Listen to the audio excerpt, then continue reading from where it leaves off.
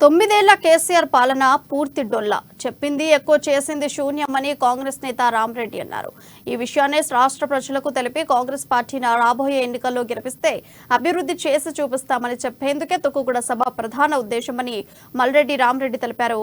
ఇక సభను విఫలం చేసేందుకు బీఆర్ఎస్ ప్రభుత్వం శతవిధాలా ప్రయత్నిస్తోందని చెబుతున్న మల్రెడ్డి రామరెడ్డితో మా bureau chief Krishnamurthy face to face. Congress party అత్యంత ప్రతిష్టాత్మకంగా భావిస్తున్నటువంటి CWD సమావేశాలు హైదరాబాద్లో ప్రారంభమయ్యాయి. ఈ రోజు అంటే 3 గంటలకు హోటల్లో సోనియా గాంధీ, రాహుల్ గాంధీ తదితరులతో పాటు CWC మెంబర్స్ దాదాపు అందరూ ఈ సమావేశంలో పాల్గొన్నారు. రేపు జరిగే తుక్కుగూడలో జరిగేటువంటి కాంగ్రెస్ విజయవేరి సభకు భారీ ఏర్పాట్లు జరుగుతున్నాయి. ఈ సభలో సోనియా గాంధీతో పాటు పలువురు AICC అగ్రనేత అందరూ కూడా ప్రసంగించే అవకాశం ఉంది. కాబట్టి ఈ సందర్భంగా జరుగుతున్న ఏర్పాట్లకు సంబంధించి అంటే వేదిక నిర్మాణం కానీ, గ్రౌండ్ చదువు చేయడము, మిగతా వచ్చే వాళ్లకు సౌకర్యాలు, వీటికి సంబంధించిన ఏర్పాట్ల విషయంలో ఇక్కడ పరిస్థితి ప్రత్యేకంగా నియమితున్నటువంటి మల్రెడ్డి రామరెడ్డి గారు వారితో మాట్లాడుతున్నాం. సార్ చెప్పండి, ఏ రకంగా జరుగుతున్న ఏర్పాటు ఎలా ఉండబోతుంది, సభ ఎట్లా సక్సెస్ జరుగుతుందా లేదా చెప్పండి. ఇప్పుడు ఈడ రేపు మధ్యాహ్నం 4 గంటలకు జరిగే మీటింగ్లో దాదాపు 12 నుంచి 15 లక్షల మంది రాబోతున్నారు. మాకు అన్ని విలేజ్లకనే ఇన్ఫర్మేషన్ ఉంది. కానీ ప్రభుత్వం విపరీతంగా ఒత్తిడి తెచ్చి మమ్మల్ని ఇబ్బంది పెడతందుకు ప్రయత్నం చేస్తూ ఉన్నారు.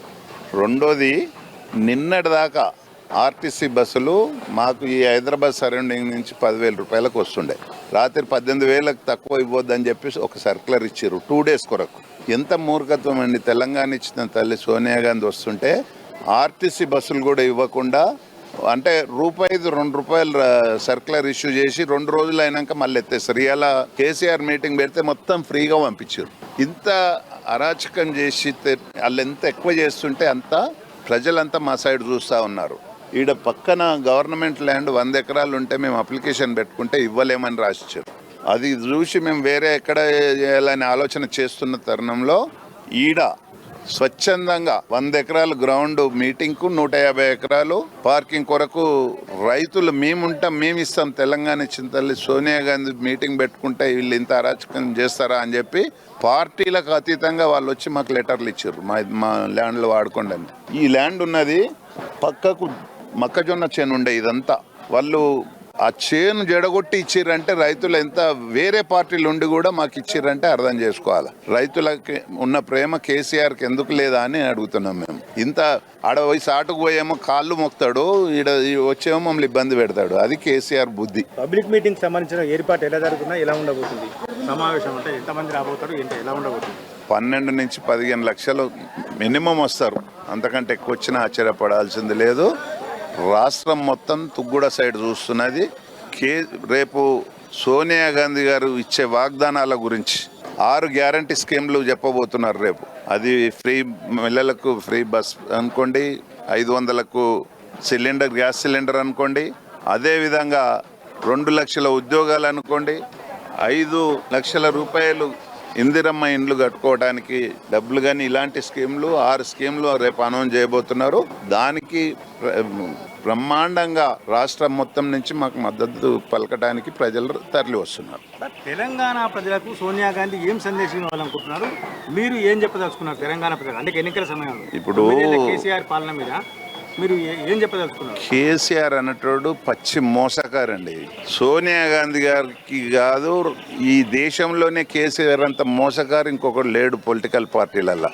ఆయనకు బుద్ధి చెప్పడానికే మేము కాంగ్రెస్ పార్టీ తెలంగాణ ఇచ్చింది నిధులు నియామకాలు గురించి ఇస్తే అవన్నీ ఒక్క కేసీఆర్ కుటుంబమే బంగారు కుటుంబం అయింది తప్ప మిగతా ఈ రాష్ట్రానికి మొత్తం 6 లక్షల కోట్లు అప్పు చేసి పెట్టారు. 1,00,000 ఎకరాలు అమ్ముకున్నారు ఈ మా హైదరాబాద్ చుట్టూ ఉన్న ల్యాండ్లు. ఎవడన్నా భూములు అమ్ముకుంటే ఒక కుటుంబంలా ఏం చెప్తారు, ఆడు వాళ్ళ ఇంట్లో చెడబుట్టిండి అంటారు. అలాంటి కుటుంబం ఇలా కేసీఆర్ కుటుంబం ఈ రాష్ట్రంలోనే చెడబుట్టిరు.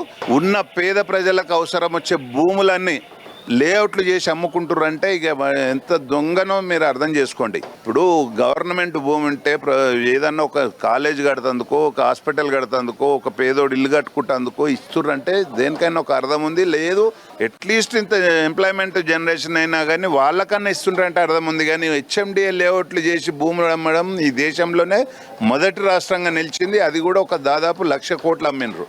6 లక్షల కోట్లు అప్పు చేసి పెట్టిరు. అదే ఆయన చేసిన ఘనకార్యం తెలంగాణకు. అది చూసి ఇప్పుడు ఆ రోజు తెలంగాణ ఇచ్చినప్పుడు నేను తెలంగాణ ఇస్తే ఈ రాష్ట్రం ఎంత బాగుపడుతుందో అనుకునే కలలు కన్న కాంగ్రెస్ పార్టీ ఈరోజు ఎంత బాధపడుతుందో వీళ్ళకు ఈ మోసగారి చేతిలో పెట్టిన మా తెలంగాణలో కాంగ్రెస్ ఈ రాష్ట్రాన్ని అని రేపు అన్ని విషయాలు చెప్పబోతున్నారు. తుక్కుగూడ సభను పూర్తి స్థాయిలో విఫలం చేసేందుకు రాష్ట్ర ప్రభుత్వం, రాష్ట్రంలోని టీఆర్ఎస్ ప్రభుత్వం కొంత ప్రయత్నం చేస్తూ ఉంది. బస్సులు ఇస్తామని చెప్పేసి బస్సులను కూడా వాటి అద్దె రేట్లు పెంచి కొంత ఇబ్బంది పాలు చేస్తున్నాయి. అయినప్పటికీ భారీ ఎత్తున జన సమీకరణ వస్తారు. దాదాపుగా 10 నుంచి 15 లక్షల మంది ఈ సభకు వస్తారని చెప్తా ఉన్నారు. కెమెరా పర్సన్ శివతో కృష్ణమూర్తి, తుక్కుగూడ.